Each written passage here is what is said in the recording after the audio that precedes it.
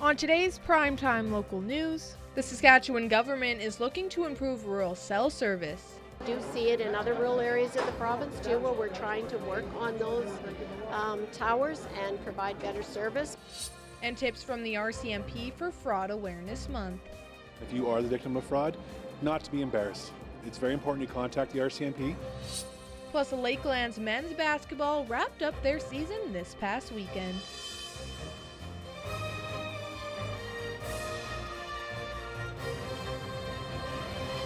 Prime time local news, serving the Lakeland and Midwest regions. March is Fraud Prevention Month around Canada, and the RCMP wants to help Lloydminster residents avoid any incidents.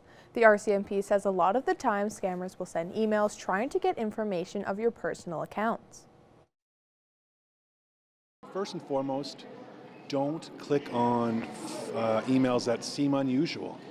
A lot of scammers use spelling mistakes, they use headers and stuff that look legit, but don't click on links in emails. If Netflix says your passwords needs to be reset, go to the actual website, don't click on the link.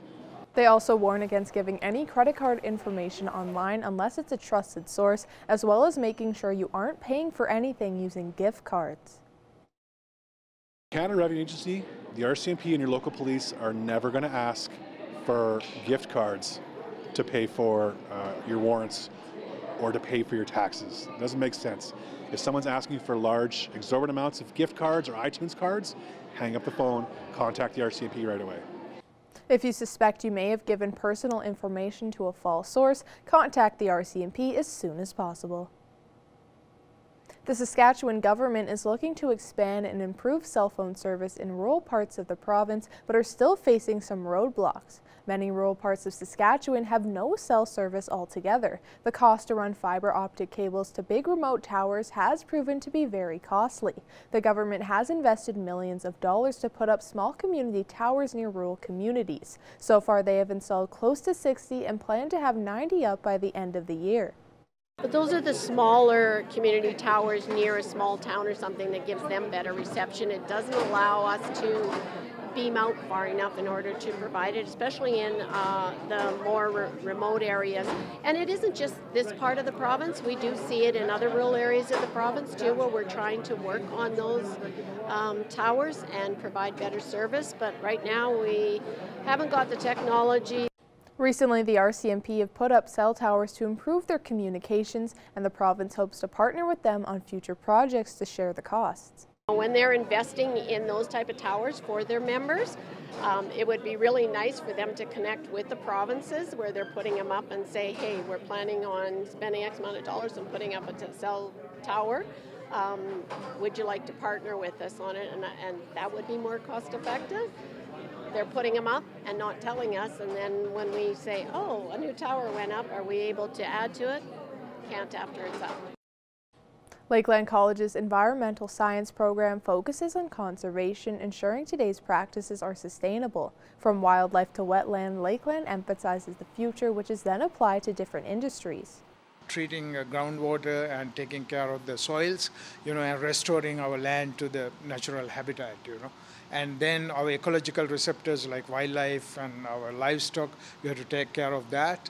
And then our land, wetlands and all that, So that's the emphasis on the environment. That's why we have this big program. So other colleges don't have so many majors. One area environmental sciences is used is the oil and gas sector. There are so many well sites here. Oil and gas is one of the prime economic drivers here. So as we do that, there's a lot of contaminants coming to the surface from the subsurface, right? So we have to actually restore the, sustainable development is the theme. So when we develop, we have to also get, look after the environment. The environmental science program also looks at alternative energy like solar and geothermal. The annual Todd Gustafson Battle of the Badges Memorial Tournament has finally started after endless playful banter between the two Lloydminster emergency response teams. Our Montana Getty has more. The Lloydminster Fire Department and the RCMP battled it out today during their annual floor hockey game set up for the kids at College Park School to support local charities. This game comes before the actual on-ice Battle of the Badges set for Saturday, March 28th. The goal of the game is to support local charities, so the fire department is supporting the Lloydminster Public School breakfast program. The RCMP is supporting their outdoor activities through the Lloydminster Catholic Schools. This is the 6th year of the tournament, with the RCMP holding the title for 5 years straight. Constable Hagel says they intend on continuing their win streak this year. If the fire department beats me, I'm going to be eating a lot of crow, but I don't think they're going to beat us. This is 5 in a row. It's going to be 6 in a row, let's be honest here. So we'll see what happens. He also mentions that the most important part of the day is showing the kids that first responders can be just as fun as anyone else. It shows us in a different light. We're the police, we're the fire, and sometimes people only see us in their worst days. But this is a chance to come see us in a little more light setting, a little more fun. Montana Getty, Primetime Local News. Now to our Eric Bay with the weather.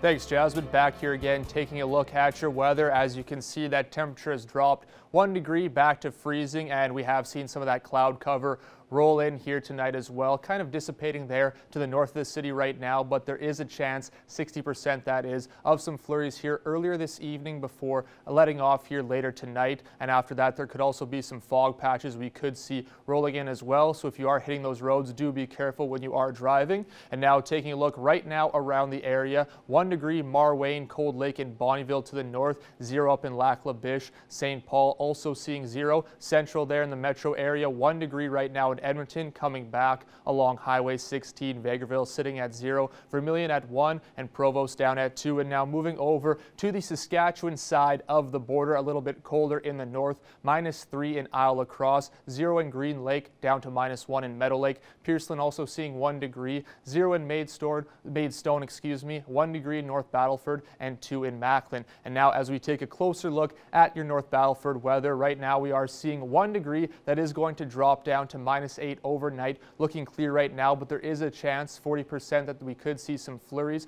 Not looking too bad, and then back up again to 2 degrees tomorrow. Now up to Cold Lake, they are seeing 1 degree, some snow overnight, similar to here in Lloydminster, 60% chance of those flurries arriving, and also some fog there later in the evening. So if you are making a drive up to Cold Lake or anywhere between here and there, do be careful. And as we can see, a little bit of sunshine as we wake up tomorrow, and 3 degrees there. Taking a closer look here at your school day forecast in Lloydminster, waking up to -10 at 8 a.m. Recess climbs to -7, and then up into the positives again here by the time school does end at 1 degree there. And now back to your 3-day forecast. Looking ahead, we are seeing it colder as we do get into the weekend. 1 degree before that though, and -1 on Friday. Mix of sun and cloud, and then we see there Saturday -12, dropping down to -17 with that wind chill, making it feel like -23. More primetime local news coming after the break.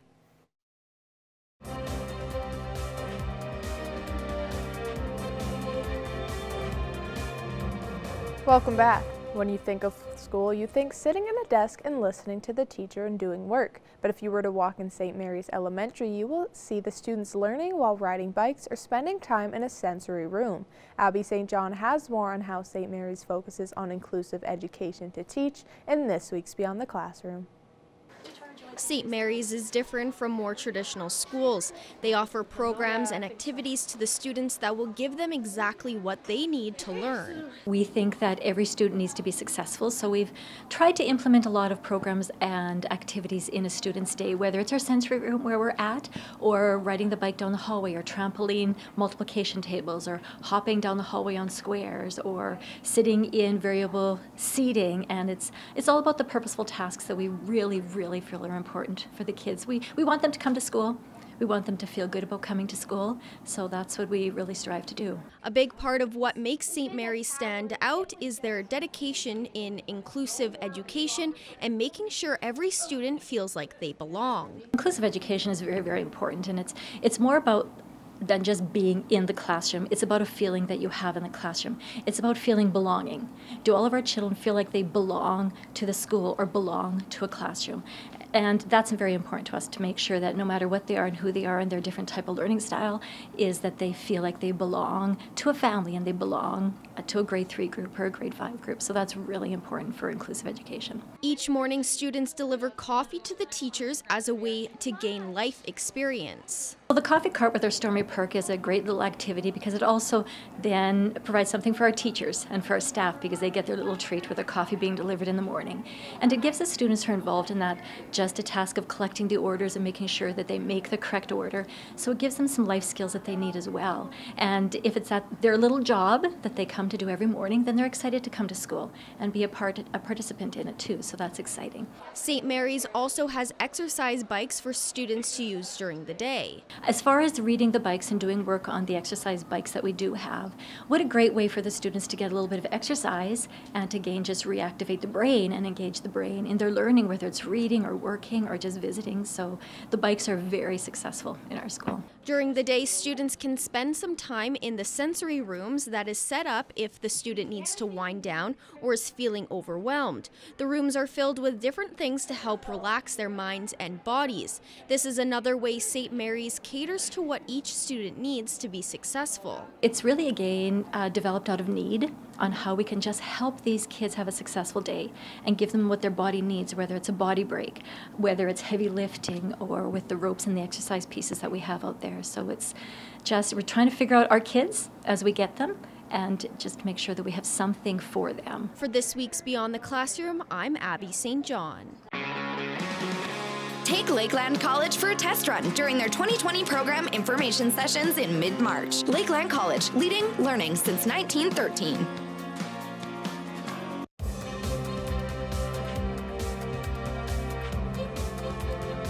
Having to watch the ACAC Men's Basketball Championship from home is a tough pill to swallow for the Lakeland Rustlers after several seasons of excellence. However, senior night provided an opportunity for the team to reflect on the relationships built along the way. Josh Ryan has more. Saturday night wrapped up a wild run for fifth-year ball players Terrell Murdaugh, Akeem Phillip, Ricardo Joseph, and Paul Smith Prophet. It's bittersweet. I'm happy that I came here for 5 years and I got to meet a lot of new people, the coaching staff, Jen. Everyone here is just great, and it grew me as a person, and I'm leaving here as a man. I've been to the highest point, I've been to the lowest point. At the end of the day, it's just another day. It's just only basketball, you know. Life goes on, but I have my fun here as a Lakeland Wrestler for sure. The Rustlers missed the postseason for the first time in Coach Sheree Thomas's tenure. Despite the disappointment, he says this result is not the players' main takeaway. This season doesn't define their career. I mean, we made playoffs 4 to 5 years. A lot of those guys, all those guys have pretty much been along for the ride. Made nationals for the second time since they were here. Yeah, we battled so hard, man, and we got the opportunity to go to nationals and win second in provincial. So I'm really proud of that year. Injuries, chemistry issues, and other problems arose throughout the season, but Thomas says those will serve as life lessons for the group. I think they've grown a lot, battled through adversity. This year was one of those years that adversity hit us for a number of factors, but I give those guys a lot of credit for sticking it out, you know, epitomizing what a Rustler is. Saying goodbye at the end of the semester will be hard for both the mentor and the mentee, as the players served as honorary family members. They were here before SJ was born, actually. So, like I said, they're like family to me. Coaching didn't push me to be a better man. So, I think when I'm going to go out there in life, I'll be prepared. Rebounding in the 2021 campaign will be a challenge with a number of new faces. Tay back, who's a 3-time first-teamer, so that will help try to keep some of this core and get right back to work. And for the 4 graduates, the bond they built together is what they will remember the most. I love them. The guys are my brothers. I'll always be my brothers for the rest of my life. And that's pretty much it. Josh Ryan, Primetime Local Sports. Now to our Eric Bay, we'll take a look at your weather forecast.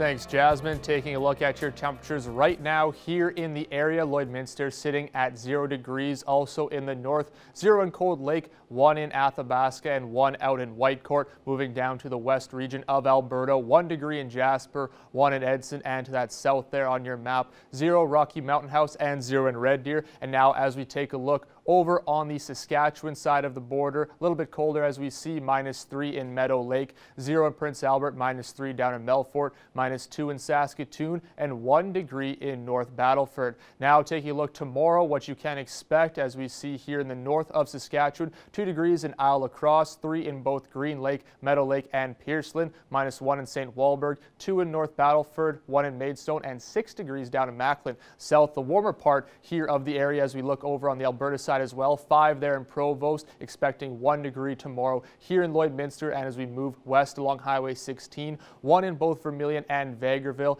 2 degrees in Edmonton. And looking at the north of this map, 0 right now, or tomorrow, excuse me, in St. Paul, 2 degrees Bonnyville, 3 expected for Cold Lake, and 1 degree in Lac La Biche. Taking a closer look here in Lloydminster, we do see we're sitting at 0 currently, -10 overnight, and there is a possible chance of some flurries, 60% chance that we could see here earlier this evening before lessening here later in the evening. Also a chance of some fog rolling into kind of later evening, early morning, so watch out for that. And up to 1 degree tomorrow with some mix of sun and cloud. Now as we take a look here overnight in the area, down to -9 in Meadow Lake, a little bit clearer there. Clear as well in Unity, seeing -8, fairly similar there. Looking in the north of Saskatchewan, -11 and -10 in Isle Lacrosse and Pearceland respectively. Some snow expected in Isle Lacrosse, also Pearceland, but a little clearer there. Bonnyville down to -10, a little bit clearer with some snow. And Provost, Murnum, Wainwright seeing some very cool evenings, -12, -14, and -13 degrees there. Now as we take a look, satellite radar, here we do see some snow, possibly some liquid precipitation as well in that Edmonton-Vegreville area, and some possible snow here just kind of touching the Lloydminster area, coming down from the north, Marwayne through to Maidstone, and a big patch there in North Battleford as well, with some of that as we see there as well. Cold Lake with that 60% chance of possibility, and some fog patches. Across your national region, 1 degree Edmonton, 0 Regina, -1 and some snow in Winnipeg to cover your prairies. And now taking a look at that 7-day forecast, we can see dropping off for the weekend, -12 with some snow here on Saturday, only getting up to -13 there on Sunday as well, with also some snow, -10 and cold on Monday, as you can see, -22 the low, before warming up again Tuesday, -2 and sun, and also a little bit of mix in sun and cloud to wake up to Wednesday, high of 0. We'll have more primetime local news for you after the break.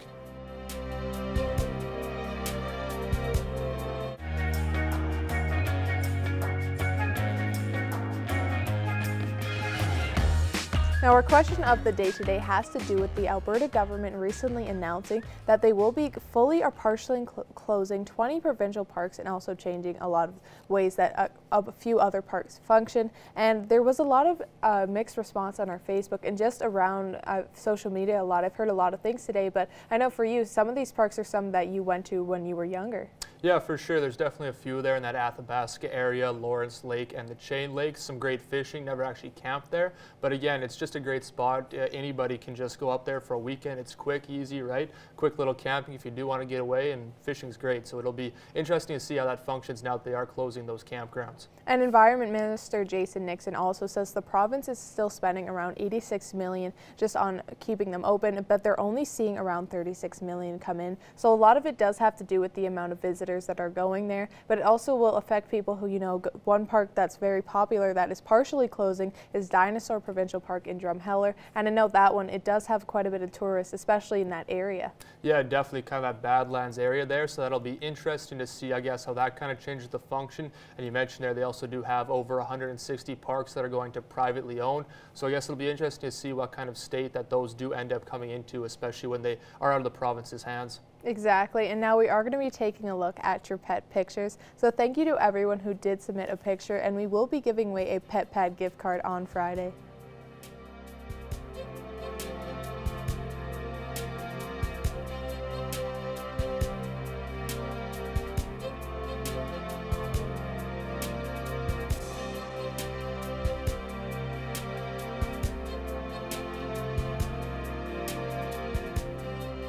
We want to see your pets. Send photos of your pet and their name to our Facebook, Twitter, or Instagram to have them featured on Pet of the Day. Your name will be entered into a weekly draw for a gift certificate from the Pet Pad.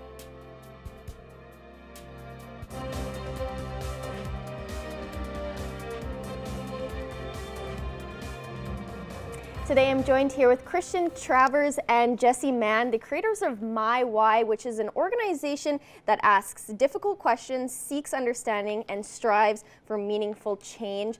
And we've had a lot of guests come in through My Why to come and talk about their stories and their journeys. So I thought it was perfect to have the creators of the organization come in and talk just a little bit about the history behind it, why it's important, and the different subjects that you guys deal with and the different stories that you hear. So thank you so much for coming in. Thanks for having us. Of course. Thank you. Can we just start with the history behind My Why and why it was created? Well, it's a long story, but I will try and encapsulate it in a short form. But My Why is everything, right? We don't know, when we're going through difficult things, we don't know how we're going to get through them sometimes. But if you know your why, you can, go forth and it gets easier. So that, I think, is what My Why is. Jessie and I are friends. We met at a women's conference. I was speaking at a women's conference. She was the MC, and instantly we connected. And we've both been through some challenging health stuff and challenging circumstances, and so we wanted to create a platform for people to tell their stories. Yeah, people often ask us to tell our story, but I think that a lot of our why and how we get through different things with as much grit and grace as we possibly can is because of listening to stories of other people in the community. In Lloydminster, there's so many people that have gone through such tough stuff and are using it as fuel to, to be better and to help the community. So we were actually sitting in a hospital bed together. Yeah. And just thought, what do we really want to do? And realized we want to tell stories and tell other people's stories. And so how do other people get involved for telling their stories, or what do they have to do to get to share their story with you guys? Well, they can reach out to us at any time. Usually it's just kind of come to us. Like usually we just kind of get these stories of resilience and we kind of follow that.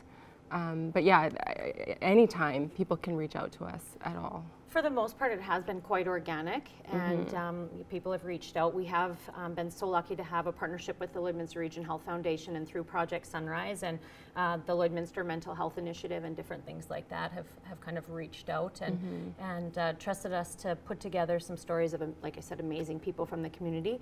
And yeah, we're actually working with a rural health initiative in Alberta now too. And just signed that contract and are very excited to start. Yeah, so. Now, last May, we kind of ran some panel series on mothers who have gone through postpartum depression or have maybe lost their child due to miscarriage. So that's one kind of subject that we have seen that you guys have shared. What are other subjects or what are other types of stories have you come across and have you listened to through My Why?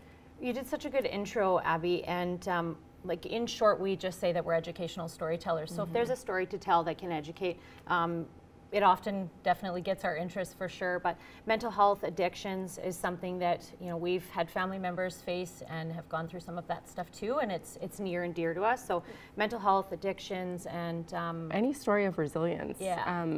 Like my background is nursing. Like I'm an RN. Jessie is a teacher. So you combine those factors. And we want to educate with health or with education. That's, I think, is our passion. Yeah. That's what we're doing.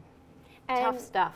Yeah. Now, there's a huge stigma around mental health, and it has, lowered, and we are taking a little bit more seriously than in the past, but there's still those barriers that are still put up around mental health because you can't physically see it, only the person itself can feel it. So what are you guys hoping My Why kind of helps by other people sharing their stories about the struggles that they've gone through in hopes of, other people hearing it?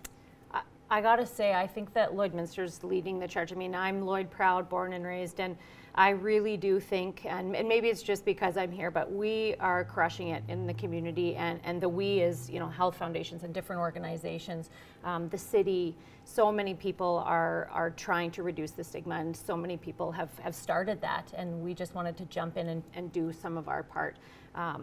We're very passionate about working with residents in recovery, and at the end of the day, there's so many different community outlets and resources that people can go to, and so we just want people to know where they are and feel as though that there's somebody in the community that will hear them and support them. And one of just the most amazing things that we had happen, and it was kind of through PTLN, is we had a woman reach out that just, you know, said, I'm a different person and I'm going to seek support because of Tyler's story, and I'm going to change my life because of Tyler's story, and you know, sought help and is just doing awesome and amazing things. And to hear those type of stories come from, you know, Tyler's and the Geordies and the women that you guys met and shared with the maternal mental health initiative we did, that's what it's all about. Yeah, and I think when people say their story, and when people are brave enough to, you know, seek help and say, this is what I'm struggling with, that's the ultimate show of vulnerability, and that's the ultimate show of you know, being brave. And then people will, you know, take that and run with it and say, okay, me too, and that ends the stigma. All right, well, thank you so much for coming in and sharing this, because My Why has been such an amazing organization, just the people that I've met and I was able to talk to. When we come back, we will be talking about a podcast that they are launching in just a week on the 11th, and we're going to get more details on that next. Perfect, thanks.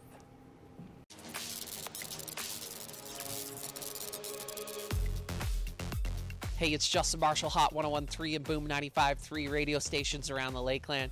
And here's what's happening in the area. Coming up on Friday, March 6th, it's Cold Lake Women of Influence Awards. It starts at 7 o'clock.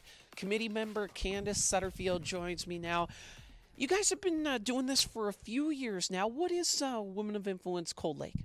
Women of Influence of Cold Lake is actually an event to acknowledge trailblazers in our community, women who have gone above and beyond in 7 different categories. So it's just a night of acknowledgement and all the hard work they have done. Tickets are $25. You can get more details at Hot 101.3 FM, our Facebook page. We got the ticket link up there, as well as Lakeland Center for FASD is selling tickets as well. Your keynote speaker is Lynn Dargy. She actually recently won $25,000 at the Vancouver Entrepreneur Awards, which is pretty amazing. Why did you pick Lynn as your keynote? Well, Lynn herself is quite remarkable. She is not only a farmer, a mother, and like you said, an entrepreneur. And what an accomplishment for her. She's quite a young lady. She's faced some tragedies in her time and has really overcome. Well, Candace, thank you so much for showcasing the Women of Influence Awards. Thank you. And if you have an event you would like to feature on What's Happening, shoot an email, jmarshall@stingray.com.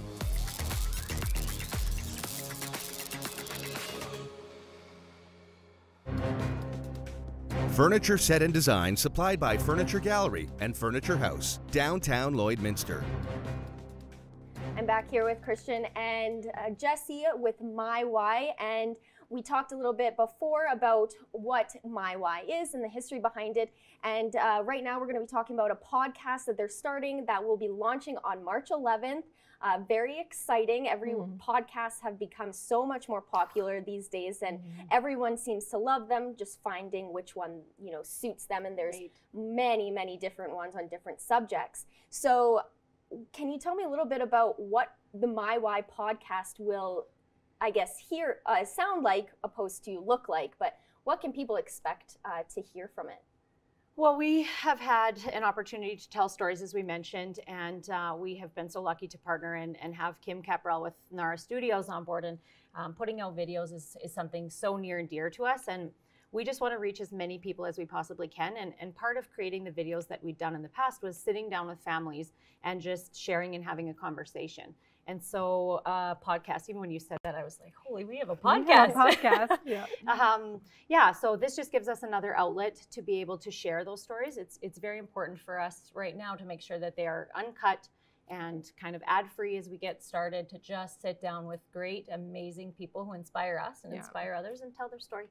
And so going back on, hearing other people's stories, what kind of guests will you have on? Or can you tell me, just hint at, give us a little preview on the first episode on if you have any guests or what you're planning on doing in the future with that? So we have an exciting guest to launch our podcast. We have Jess Tatu, which is the owner of Just For You Day Spas and the most amazing philanthropist. She is she is the most powerful woman in Canada. She's one of the most powerful women in Canada. She won that award. And I can't even believe that we have her on our first podcast, and she's the most amazing, resilient woman. We are highlighting people that have resiliency and people that have amazing stories. We had a guest from Residents in Recovery, and he was so insightful and so just wonderful speaking to him. Going on 5 months clean, so we'll give a shout out to him for doing that and keeping up the great work there. And obviously Residents in Recovery will shoulder tap them for some stories. Yes, and Candace Willits, a local makeup artist who is killing it. We've had some really good interviews so far, so we're very excited. Yeah. And why did you guys decide to start a podcast about and share these stories on that platform? I don't even remember really. I think you mentioned that I just called you one day and was like, we should podcast, but and I said, yeah, sure. in my head, Kristen started it, so we're each other's brains sometimes. Yeah, like we will say yes to anything that we think is important and anything that can share stories. And so if Jesse suggests something, I'm like, okay, let's do it. Vice versa. Yeah, exactly. So that's why we're great together. And I think podcasts are the way to go. I think that's a very smart idea. Yeah. Yeah. We hope so. We hope so. We like to dive into things that challenge us, and that was even just the audio piece. We're so lucky. Sean Newman's got such a great podcast at Lloyd, and he came, sat down with us. We've had many people give us kind of their ear. Kim again, Caparel, sit down and help us with the audio. So getting through some of that was a lot of fun for us too, to make sure, and it was such She was I'm amazing a bit of a nerd at that. at heart. I'm not. We want it to sound crystal clear. We want to be able to tell stories in an authentic way, and podcasting just gives us another means to do that. And it's been a lot of fun to welcome people into, we call it the pod pad, welcome people into the My Why crib kind of, and sit down with them. And every time, they walk out and we just look at each other, we're like, is this real life, that we get the opportunity to be trusted with telling people's stories? It really is. I mean, get goosebumps talking about it. It's It's just like the ultimate following your passion. And it started, like I said, from a hospital bed and just saying like, okay, what can we do now? And we both had quite severe health scares, and we just wanted to live our life the best of our ability. And so this is kind of a way to highlight other people and give people a platform. Yeah. One thing Kristen said to me a long time ago, and she said so many wise things to me, was we need to live more for our legacies and less for our resumes. And at different times, our resumes have been very important to us, getting things done, getting it on paper and being like, yes, I've accomplished that. But this is an opportunity for us to tell stories and build kind of more of that legacy piece and not so much a resume. And we want to spend time with great people, and this gives us the outlet to do that. And now, so it launches March 11th. Where can people go to listen to it? Well, you can visit our website at mywhyrevolution.com, and it'll be there'll be a link there through Captivate. It will also be on Spotify and iTunes and your favorite. Working hard to get it on all of your favorite podcast streaming services. There's so many, and again, that's been a learning curve. So just getting it on as many different platforms as we can. So check out our social media, and we're so lucky. Many of our first presenters will be promoting it too.